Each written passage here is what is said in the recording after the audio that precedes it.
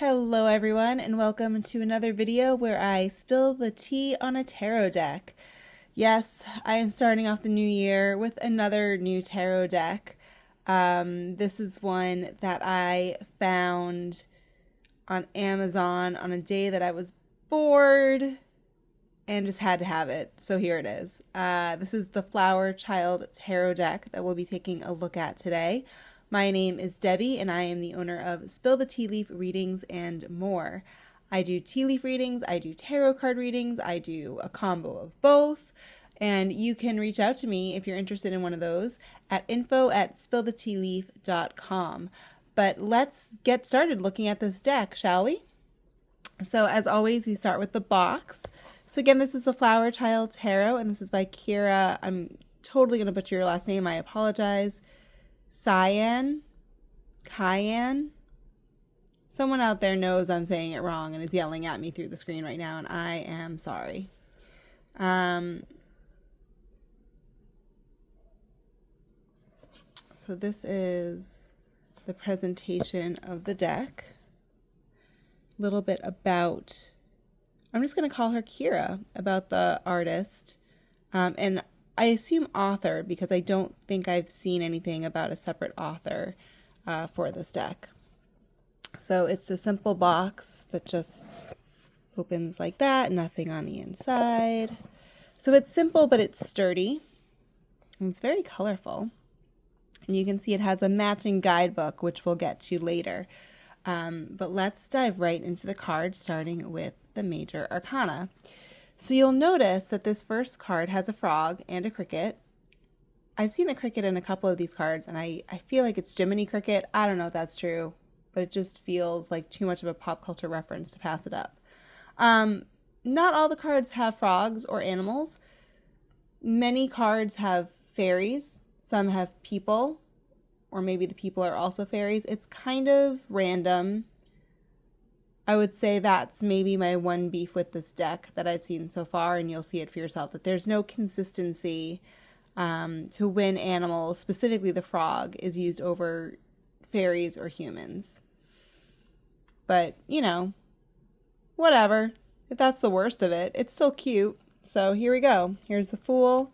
The cards are sticking together, so I'll do my best to show them to you. You can see now we have a fairy instead of a frog. Ooh. Told you they were sticking. There we go. The Empress is, she's kind of a girly girl with all that pink. I'm not mad about it. Flipping through these cards is really going to be quite hard. The Emperor is more traditional. And you'll notice that these cards are very much inspired by RWS. The Hierophant, the one major difference here is that there's no, like, disciples in this card. But other than that, it's traditional imagery, which for this card makes me a little sad. But, you know, for cards like this, it's adorable. So the imagery is very familiar, but there's a fun twist on it. And I love, like, the 60s flower child hippie aesthetic. See, now we're back to a frog. So I saw this deck and I knew it was for me because I would really like to think that I was a hippie reincarnated, like a hippie that just died too soon and, you know, got a second chance at life in the 80s and onward. This death card cracks me up. I don't know why. Like, it's this beautiful image, and then there's just a skeleton. That's clearly death because it has the, I'm forgetting what it's called now, the scythe thing. So it's like scary, but also not, and that's what makes this card and other cards in this deck so whimsical. The Devil is interesting. First of all, the fact that it's a female who looks kind of more like a butterfly or a moth, which is interesting, but also on a mushroom. And I just feel like there are times when I look at these cards, and this is one of them where I'm like, this is trippy. This is definitely like the LSD side of 60s culture. And so the fact that the mushroom is there just adds to the whole drug culture of the whole thing.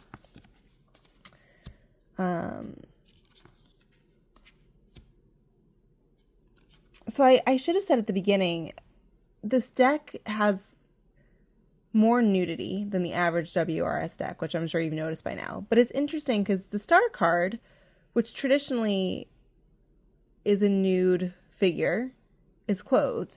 So it is interesting what changes were made. I love this moon card. The moon card always has a sense of danger, and I never really think about danger when I think about the moon, and this just feels more hopeful, so I love it.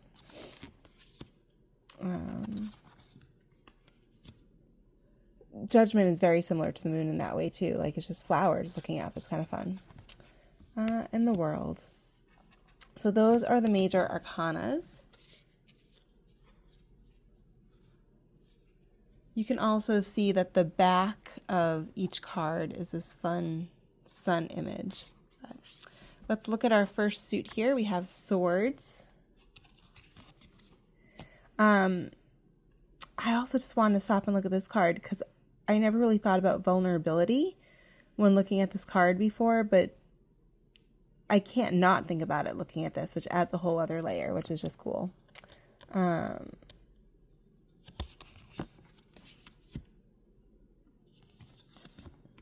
Lots of rainbows in this deck. Oh, we have an upside down card, which I know, has been taken out of context in a lot of ways the past, I'll say 10 years. It's just a rainbow, guys. Like, not to say there isn't more to it than that, but it's part of the aesthetic, right? It's part of that, like, fun, like, childlike, I don't know, it's just a rainbow and I love it. And it's all over this deck in different ways. I love this card, the interpretation of it with the eyes there. I find it so interesting. And I also love that this card, it's like this person is dead, but they're like literally going back to the earth, right? And like, so this whole process of life can start all over. The court cards, some are traditional gendered and some are not.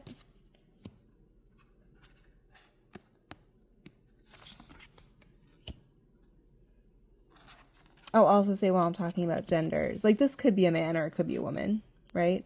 That race, like the majority of people in this deck appear to be white, but they're not all white. So if that's something that matters to you, also I'll mention that. So here we have Pentacles. And I'll, also while I'm talking about this, obviously, so here's a great example of a non-white figure.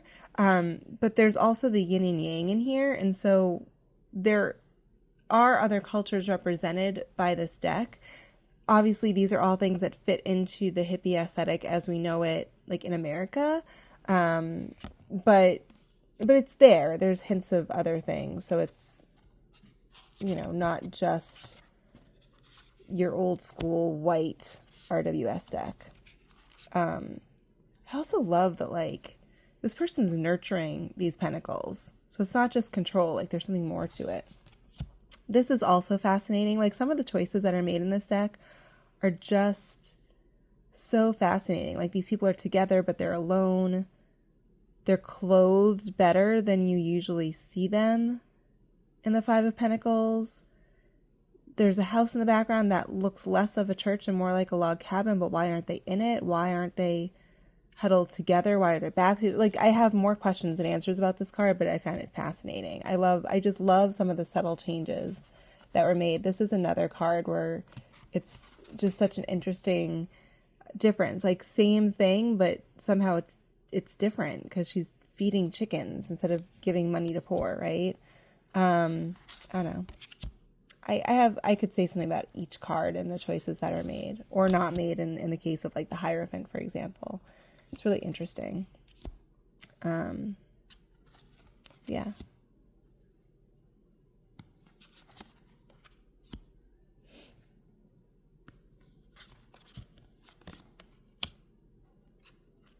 So those are the Pentacle cards.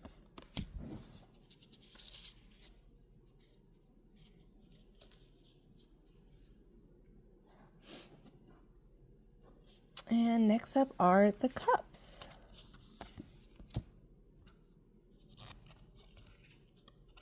And obviously there's also representation in the fact that there's 2 women in these cards. So, you know, again, like more with the flowers. Another interesting choice on this part. Different than the Moon card, for example, but still the flower is the most important. It just has human aspects. I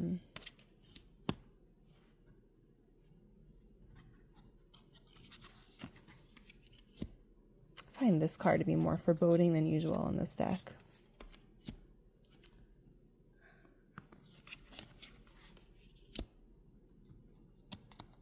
This fellow was quite jaunty.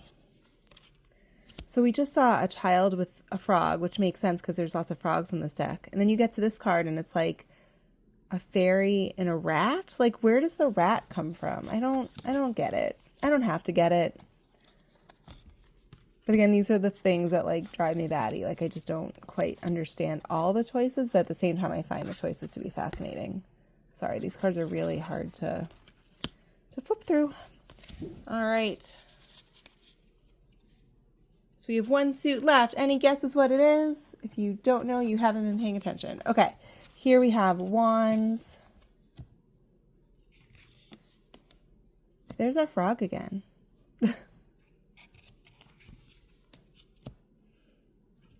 Now we do have, you know, this is the second time that I've at least pointed out that there's 2 females instead of a female and male. I'm not sure that there are any cards with 2 males instead, which is another interesting choice.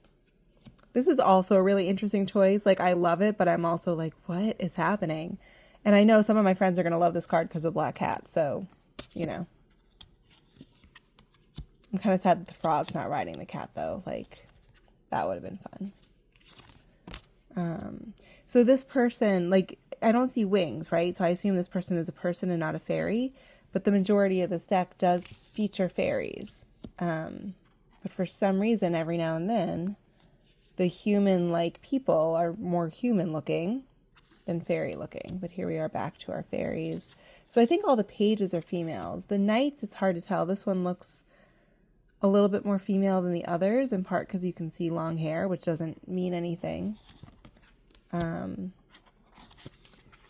And I think this is the only king whose hair isn't covered up, so this king definitely looks more masculine than the others, only because you can see the like stereotypical male hairdo, if that makes sense. Anyways, so those are the cards.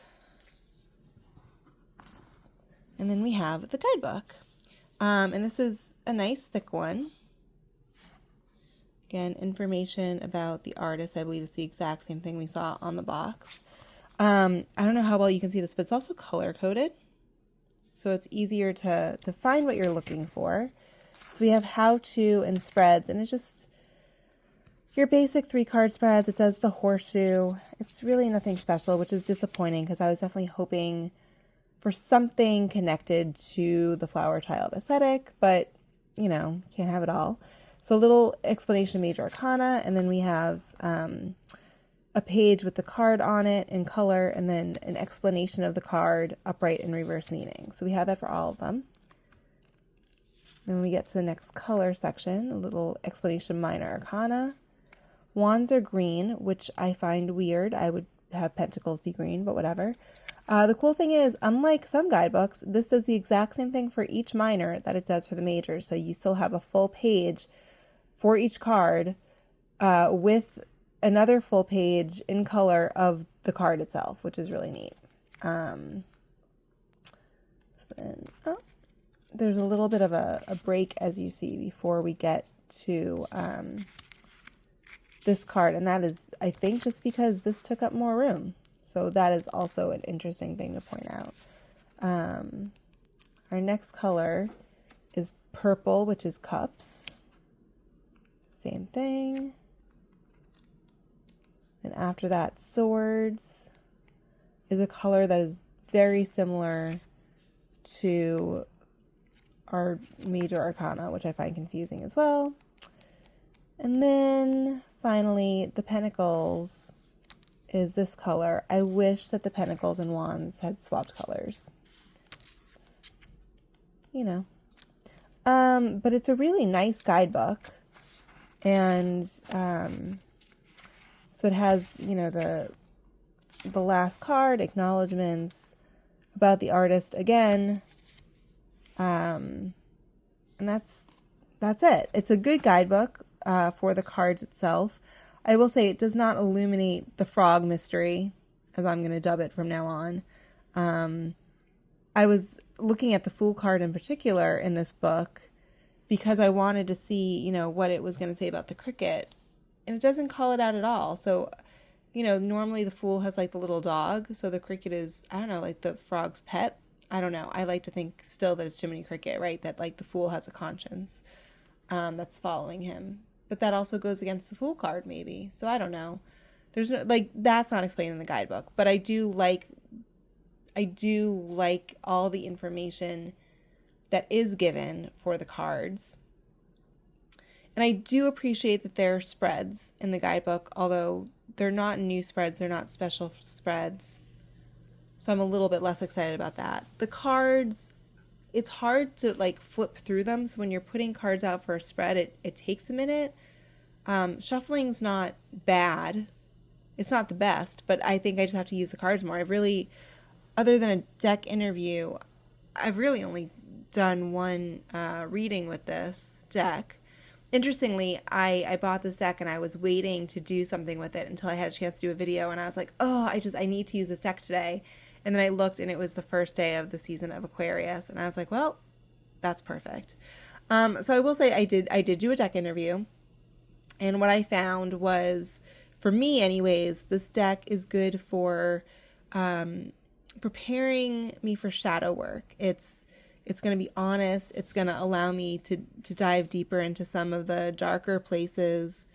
It's going to help me with choices and deciding when it's time to take action, as opposed to thinking about it more, sitting with it more, having a conversation first. It's a deck that's going to challenge me a little bit, but also one that will help me find my inner strengths and also remind me that I'm not alone in the world. So this deck seems like it's going to be a good one for me. Only time will tell. But I'm really excited to have it, and I hope that you enjoy taking a look at it today. If you would like a reading with this deck or another, or a tea leaf reading, please reach out to me at info@spillthetealeaf.com. Thank you for joining me today. Leave your comments. Let me know what you think of this deck.